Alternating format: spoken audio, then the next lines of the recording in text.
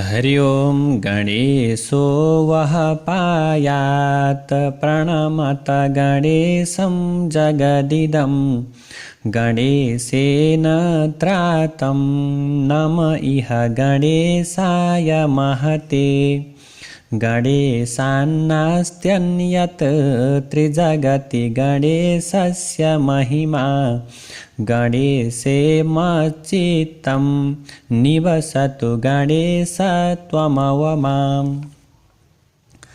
समादरणीय दर्शक श्रोता हार्दिक नमन। आज पनि यहाँहरूका समक्षमा श्री गणेश पुराणको कथालाई लिएर हामीहरू उपस्थित भइसकेका छौँ। हिजोको दिनमा हामीले हजुरहरूका समक्षमा श्री गणेश पुराणको तेस्रो र चौथो अध्याय उपासना खण्डको तेस्रो र चौथो अध्यायलाई हामीले हजुरहरूलाई श्रवण गराइसकेका छौँ।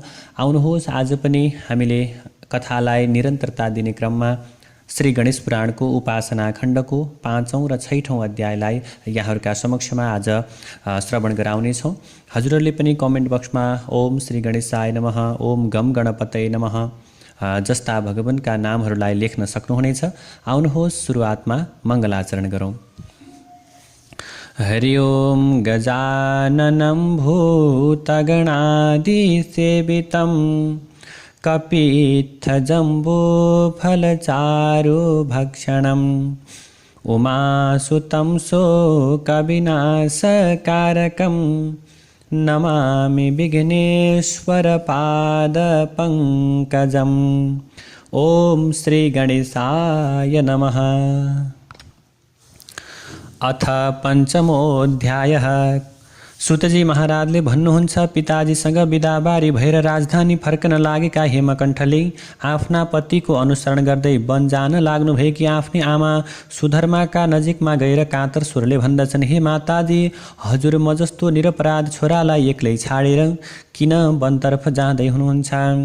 तब हेमकण्ठले भन्दछन्, हे माताजी, तपाईँले पिताश्रीलाई भनिदिनुहोस् यो छोरा पनि हामीसँगै वनमा जान्छ भनेर हजुरले पिताजीलाई बताइदिनुहोस्। हजुरको अनुरोध स्वीकार गरेर पिताश्रीले मलाई पनि वनमा लानुहुनेछ। त्यसपछि मैले माता र पिताको सेवा र सत्कार गर्ने अवसरको प्राप्त गर्ने थिएँ। हजुरहरूलाई जङ्गलतर्फ पठाएर वनमा पठाएर मलाई राज्य गर्ने इच्छा छैन। हजुरहरू नभएको यस रित्तो राज्यले मलाई के नै सुख दिला र? तब सुधर्माले भन्दछन्, हे महाबाहु छोरा, त्यस्ता दुःख र शोकले जेलिएका तिम्रा पिताजीले मेरो वचन स्वीकार गर्नुहुने छैन। त्यसै कारणले तिमी मेरो आज्ञाअनुसार राजधानीतर्फ फर्क। हे छोरा, म पनि पतिव्रताको धर्मको अधीनमा छु। पत्नीका लागि पतिभन्दा मान्य देवता अरू कुनै पनि हुँदैन। तब सुतजी महाराजले भन्नुहुन्छ, हेमकण्ठले माताजीका आमाका ती कुरालाई सुनिसकेपछि आफ्ना प्रियजन र मित्रहरूका साथ प्रदक्षिणा गरेर आमालाई प्रणाम गरे अनि माता पिताको आज्ञा लिएर राजधानी फर्किए। तिनी राजधानी सिंगारिएका नरनारीहरूबाट सुहाएको अत्यन्त सुन्दर राजधानीतर्फ फर्किए। ध्वजा र पताकाले अत्यन्त सुन्दर राजधानी थियो। त्यहाँका मार्गहरू धोई पखाली राम्रा तुल्याइएका थिए र विभिन्न सुगन्धित पदार्थहरू छरेर सुगन्धमय बनाइएका थिए। त्यो राजधानी उनी फर्किएर आउँदा इन्द्रकै अमरावती पुरी जस्तो देखिन्थ्यो। राजधानीमा पुगिसकेपछि हेमकण्ठले साथमा आएका मानिसहरूलाई पान सुपारी र लत्ता कपडा दिएर बिदा गरे। त्यसपछि हर्ष र शोकमा डुबेका ती हेमकण्ठले ऐश्वर्य सम्पन्न आफ्नो राजभवनमा प्रवेश गरे। धर्मपूर्वक शासन गर्दै तिनले आफ्ना सन्तानको पालन गरे जस्तै प्रजाको पनि पालन गरे। धर्म, अर्थ, काम र मोक्ष सम्बन्धी क्रियाकलापहरूमा आफ्नो अध्ययन र ज्ञान अनुसार प्रवृत्त भए। तब यस्तो प्रकारको कुरालाई सुनिसकेपछि ऋषिहरूले प्रश्न गर्नुहुन्छ, कथं राजा सोमकान्तः किं वनं समुपागत किं सहायश्च किं चक्रे कर्मणो वद-विस्तरात्। ऋषिहरूले सोध्नुहुन्छ, सुतजी महाराज, राजा सोमकान्त कसरी कुन वनमा प्राप्त भए, कसको सहयोग लिएर उनले के प्रकारका कामहरू गरे, हाम्रा यी प्रश्नहरूको विस्तारपूर्वक उत्तर दिनुहोस्। तब सुतजी महाराजले बताउन थाल्नुभयो, हेतवः कथयिष्यामि सोमकान्तो यथा वनं गत्वा चकार यत् कार्यं सादरं शृणुता नघाः।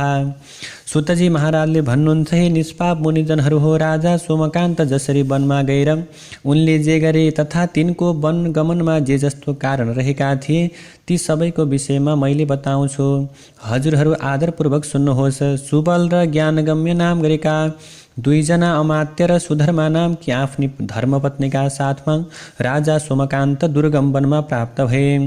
वन प्रस्थान गर्दा राजाका अगाडि दुईजना अमात्य थिए, बीचमा आफै राजा सोमकान्त थिए र तिनका पछाडि रामको पछि लागेर वन जाने क्रममा सीता समान भएकी रानी सुधर्मा हिँडिरहेकी थिइन्। एउटै भाँडामा पाकेको भोजन गर्ने, समान चित्त, समान आसन र समान आश्रय लिएर वनवासका दिनहरू बिताइरहेका ती चारजना एउटा वनबाट अर्को वनतर्फ नित्य यात्रा गरिरहेका देखिन्थे।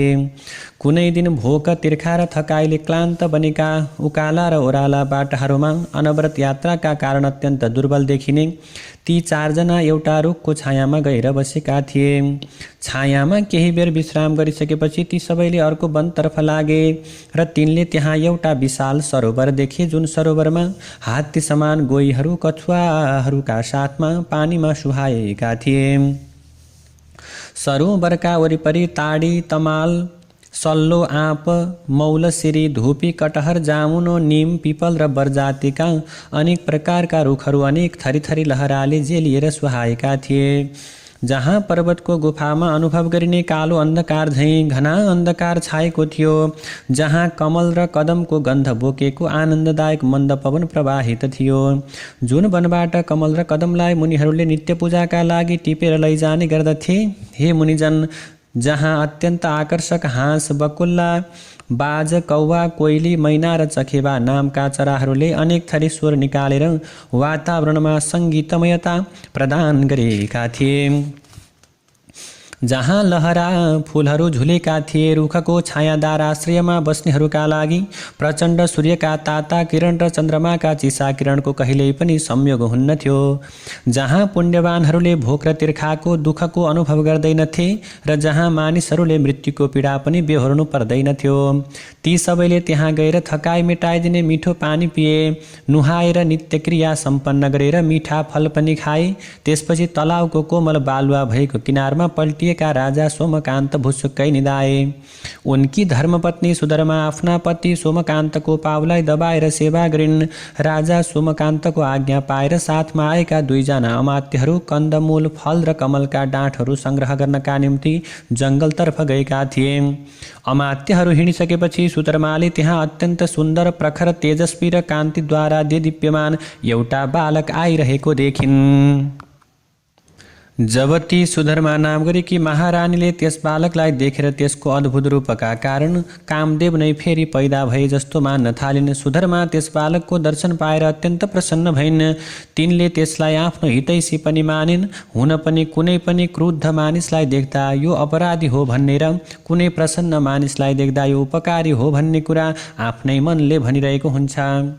सुधर्माले ती बालकसँग सोधिन्, बाबु तिमी को हौ, कहाँबाट आएका हौ, कसका छोरा हौ, तिम्री आमा को हुन्? यी प्रश्नहरूको उत्तर दिने सन्दर्भमा मित्रले जस्तै आफ्ना वचनामृतको धारा प्रवाहित गरेर मेरो मनलाई छिटै सन्तुष्ट तुल्याओ। हे मुनिहरू हो, सुधर्माद्वारा प्रश्न गरिएका ती बालकले आफ्नो अमृतमय वचनद्वारा उत्तर दिए, हे आदर्श नारी, मेरा पिताजीको नाम भृगु ऋषि हो र मेरी आमालाई पुलोमा भन्दछन्। म अहिले यहाँ पानी लिन आएको हुँ। हे सुमङ्गली नारी, मेरो नाम च्यवन हो। म पिताजीको आज्ञा पालन गर्ने पुत्र हुँ। हजुर को हुनुहुन्छ? हजुरसँगै रहेका यी पुरुष को हुन्? किन तपाईँ यो वनमा आउनुभएको छ? वर्षाकालमा पर्वतबाट पानीको धारा बगे झैँ हजुरका नजिक रहेका यी पुरुषका अङ्ग प्रत्यङ्गहरूबाट किन पिप्र रगतका धाराहरू बगिरहेका छन्? कुन कर्मले गर्दा यिनका शरीरबाट यस्तो घोर दुर्गन्ध आइरहेको छ? मलाई उत्तर दिनुहोस्। हजुर आफू सुरूपा नारी हुनुहुन्छ, सुकुमारी र सुनयना पनि हुनुहुन्छ, तर किरै किराको भारी बोक्ने यस्ता दुर्गन्धित र घिन लाग्दा मानिसको सेवा हजुरले किन गरिरहनु भएको छ? हजुर सुन्दरी एवं उज्यालो अनुहारकी हुनुहुन्छ र आफ्ना अङ्ग प्रत्यङ्गमा रहेको सौन्दर्यले सुहाउनु भएको छ। यस्तै तपाईँसँग यो घिनलाग्दो किरै किराको भारी बोक्ने कुष्ठरोगी पुरुषसँग विवाहको प्रस्ताव आउँदा के तपाईँका पिताजीले आफ्ना मित्र, दाजुभाइ र ब्राह्मणहरूसँग राम्ररी बुझ्ने प्रयास गर्नु भएन कि? हजुर आफै पनि किन यस्ता पुरुषसँग विवाह गर्न राजी हुनुभयो र वरण गर्नुभयो? फेरि यस्ता पुरुषसँग किन यस दुर्गम वनमा आउनुभयो? हे मुनिजन, भृगुका बुद्धिमान छोरा च्यवनले यसरी सोधिसकेपछि आफ्ना पतिलाई कुष्ठरोग भएकाले शोकाकुल र घोर वनमा प्रेमपूर्वक आफ्नो वृत्तान्त सुन्न चाहने व्यक्तिलाई पाउँदा अत्यन्त हर्षित भएकी सुधर्माले तिनलाई आफ्ना सबै कुरा बताउँदै भनिन्, हे मुनिपुत्र, सौराष्ट्र देशमा देवतापुर नामबाट प्रसिद्ध ठुलो नगर छ। त्यहाँ रहेरै मेरा श्रीमान सोमकान्तले राज्य गरिरहनु भएको थियो। हे उत्तम ब्राह्मण, मेरा श्रीमान सोमकान्त अति स्वाभिमानी, उदार, दाता, शूर, दृढ पराक्रमी, असङ्ख्य सेनाले सम्पन्न हुनुभएका, शत्रु राज्यमा आक्रमण गरेर शत्रुलाई तह लगाउन समर्थ, निरन्तर यज्ञादिमा संलग्न हुने, ऐश्वर्यवान, मित्रहरूलाई आनन्द प्राप्त गर्ने, सुन्दर स्वरूप भएका, सबै कार्यहरूको विश्लेषण गर्न समर्थ अनि नीतिशास्त्रका विद्वान रूपमा प्रसिद्ध हुनुहुन्थ्यो। उहाँले आफ्नो प्रसिद्धि अनुकूल दीर्घकालसम्म राज्य सञ्चालन गर्नुभयो। अहिले पूर्वजन्मका कर्मका परिणामले यस अवस्थामा प्राप्त हुनुभएको छ। उहाँ दुई अमात्यहरूका साथ यस वनमा आउनुभएको हो। छोरालाई राज्य सुम्पनु हुने श्रीमानको साथमा लागेर म पनि उहाँकै सेवा गर्नका निम्ति वनमा आएकी छु। मैले सुबल र ज्ञानगम्य नामक अमात्यहरूका साथमा उहाँको सेवा गर्दै यो समयलाई बिताइरहेकी छु, कालयापन गरिरहेकी छु। यसबेला राजाको आज्ञा पाएर ती दुवैजना अमात्यहरू कन्दमूल र फलफुलको खोजी गर्नका निम्ति गएका छन्। यहाँ हामीहरूलाई राक्षस, प्रेत, भूत, अनेक थरी जनावर र चरा समेतले भयत्रास देखाइरहेका छन्, तर किन हो हामीलाई खान सकेका छैनन्। मलाई लाग्छ हे बाबु, हामीलाई अझ दुःख दिन यिनले आफ्नो आहार बनाएका छैनन्। मलाई दुःखको अन्त होला जस्तो कहिल्यै पनि लाग्दैन। अहिले हामीले यसरी पापकर्मको फल भोगिरहेका छौँ। पहिले मेरा पतिदेव आफ्नो दरबारमा ब्राह्मण आदि पूज्य वर्गका साथमा भोजन गर्न लाग्दा पिरो, तितो, नुनिलो, अमिलो, गुलियो र चिल्लो भोजनमा त्यति रुचि राख्नुहुन्नथ्यो।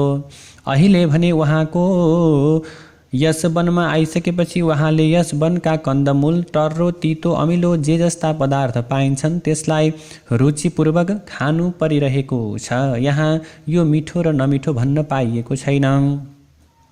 गरिबले त्यस्तो जङ्गली आहार खान सक्छन् र पचाउन पनि सक्छन्, तर ऐश्वर्य भोगमा अभ्यस्त मानिसहरूले यस्तो आहार खाने सामर्थ्य हुँदैन र पचाउन पनि सक्दैनन्।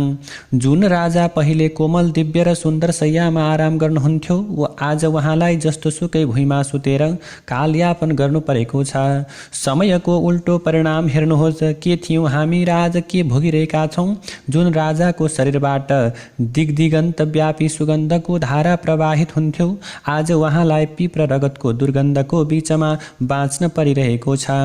जुन राजा पहिले विद्वानहरूका साथमा आनन्द सागरमा डुबुल्की मार्दै राज्य सञ्चालन गर्नुहुन्थ्यो, आज उहाँ यो दुःखमय परिस्थिति आत्मसात गरेर शरीरका घाउमा सलबलाउने किराहरू हेर्दै बाँचिरहनु भएको छ।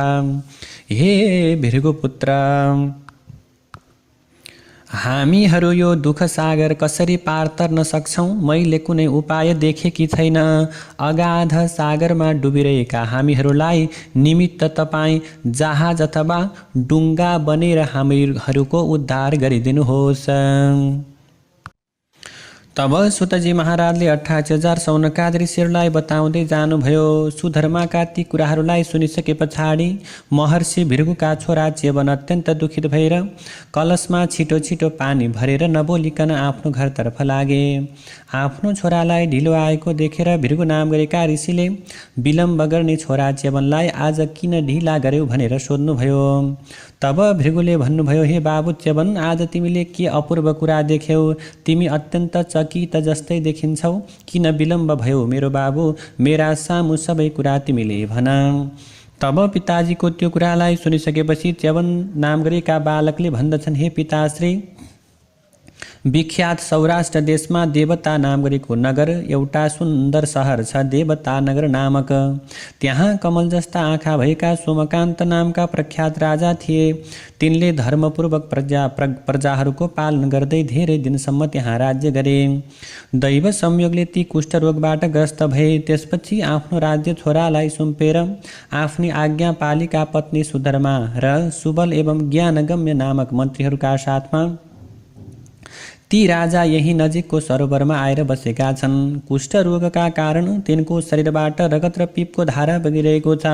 तिनको शरीर किराहरूले ढाकिएको छ। जसरी पहिले गौतम ऋषिको श्रापबाट सम्पूर्ण शरीरमा 1000 योनि धारण गर्ने इन्द्र घिनलाग्दा देखिएका थिए, त्यस्तै राजा सोमाकान्त पनि घिनलाग्दा भएर तलाउको नजिकमा बसिरहेका छन्। अत्यन्त मनोहर स्वरूप भएकी सुधर्मा कहाँ शरीरबाट रगत र पिपका धाराहरू बगाउने ती सोमकान्त कहाँ? यो सोचेर मलाई खुल्दुली भयो र तिनै सुधर्माका साथमा संवादको क्रममा मैले धेरै समय बिताएँ। हे पिताश्री, सुधर्माका ती कारुणिक वचन सुनेर मेरो मन अत्यन्त पग्लियो। त्यसपछि कलशमा पानी भरेर छिटो छिटो गरेर आश्रममा आइपुगेँ। तब सुतजी महाराजले बताउनुहुन्छ, च्यवन नाम गरेका आफ्ना छोराले आफ्ना पिताजी भृगुका सामु रानी सुधर्माले गरेको बिलौना सम्पूर्ण प्रकारले विस्तृत रूपले सुनाए। आफ्ना छोराका आफ्ना पुत्रका मुखबाट सोमकान्त राजा र सुधर्मा रानीको विषयमा सबै कुरा सुनेर भृगु नाम गरेका ऋषिले आफ्ना छोरालाई भन्नुभयो, हे बाबु, तिमी मेरो आज्ञा अनुसार छिटै त्यो सरोवरतर्फ जाऊ र राजा सोमकान्त, रानी सुधर्मा र अमात्यहरू सुबल र ज्ञानगम्यलाई लिएर तिमी छिट्टै नै यहाँ आओ। मैले तिनलाई मेरै आश्रममा देख्नेछु अथवा मैले तिनीहरूलाई आफ्नो कौतूहल अर्थात् केही आश्चर्यपूर्ण घटना देखाउँछु। तब सुतजी महाराजले बताउनुहुन्छ, आफ्ना पिताजीद्वारा अभिप्रेरित दयालु स्वभावका च्यवन यसरी पिताजीको वचनलाई सुनिसकेपछि सरोवरको नजिकै रहेकी सुधर्मालाई भेट्न उत्सुकतापूर्वक त्यहाँ गए। च्यवन त्यहाँ पुगेका बेला फलको भारी बोकेका सुबल र ज्ञानगम्य नामक अमात्यहरू पनि राजा बसीको ठाउँमा आइपुगे।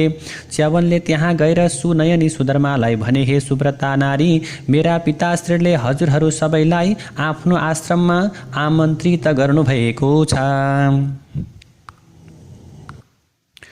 च्यवनका त्यस्ता प्रकारका कुरालाई सुनेर शोकले अत्यन्त विह्वल भएकी सुधर्मा प्राणको सञ्चारण हुँदा शरीर सक्रिय भए जस्तै टाँठी भइन्। सुशीला राजपत्नी ती सुधर्मा च्यवनको वचनामृत पान गरेर आफ्ना 2 जना अमात्यहरू र आफ्ना श्रीमान आफ्ना पतिलाई साथमा लिएर भृगुको आश्रमतर्फ लागिन्।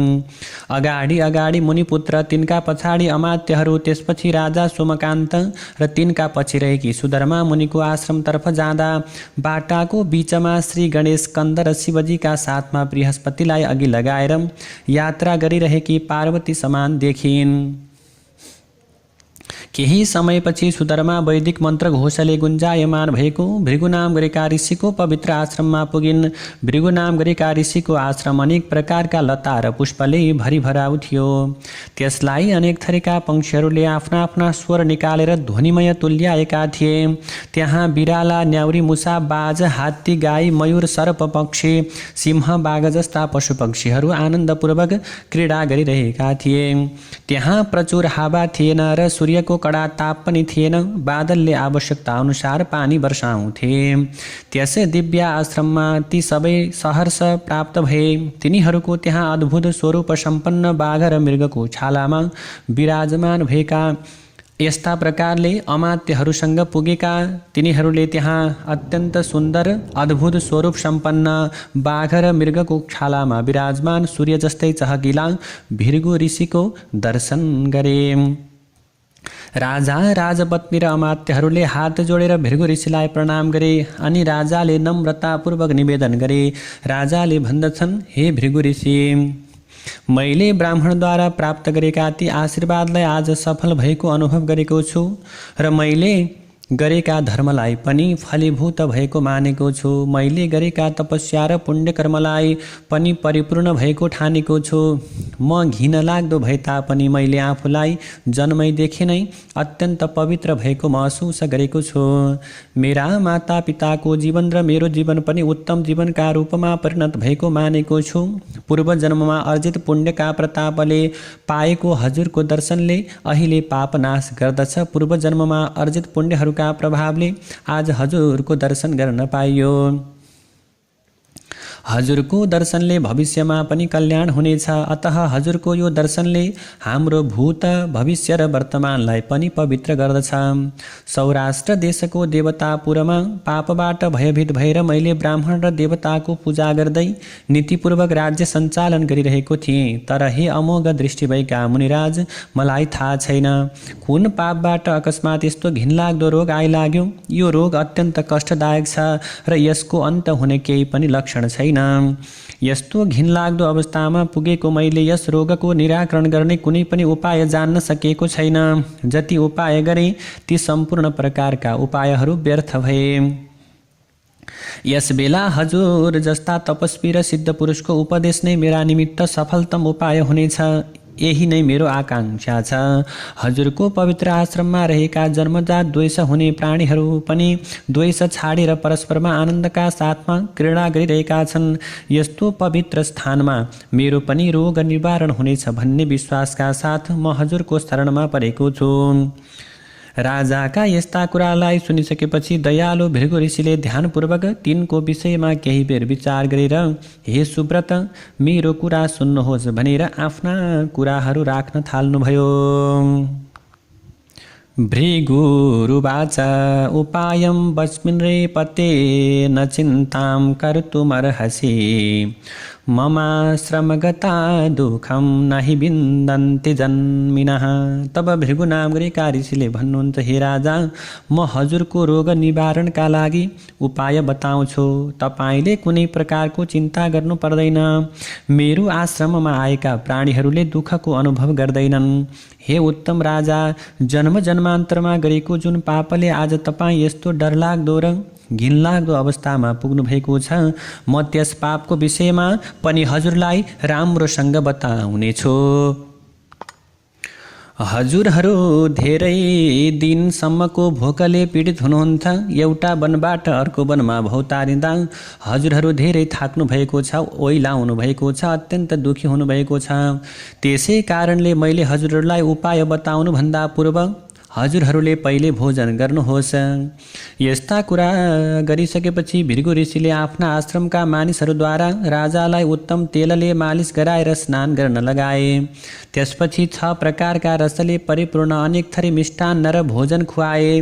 तिनीहरूले पनि आराम गरेर अत्यन्त तेजस्वी भृगु ऋषिको आज्ञा अनुसार राम्रोसँग स्नान गरेर राम्रा लुगा गहनाहरू धारण गरिसके पछाडि भोजन गरे। भविष्यको पीडादायक चिन्तालाई छाडेर आनन्दपूर्वक भृगु ऋषिद्वारा आराम गर्न प्रदान गरिएको शय्यामा शयन पनि गरे। त्यसै बेला तिनीहरूले आफूले राज्य प्राप्त गरे सरह महान सुखको अनुभव पनि गरिरहेका थिए। जय जय श्री गणेश पुराणे उपासना खण्डे भृगोराश्रमागमनं नाम षष्ठो विश्राम। नारायण हरि हरि। विघ्नेश्वराय वरदाय सुरप्रियाय लंबोदराय सकलाय जगद्धिताय नागाननाय श्रुतियज्ञ विभूषिताय गौरीसुताय गणनाथ नमो नमस्ते। गौरीसुताय गणनाथ नमो नमस्ते। हरि ओम तत्सत्।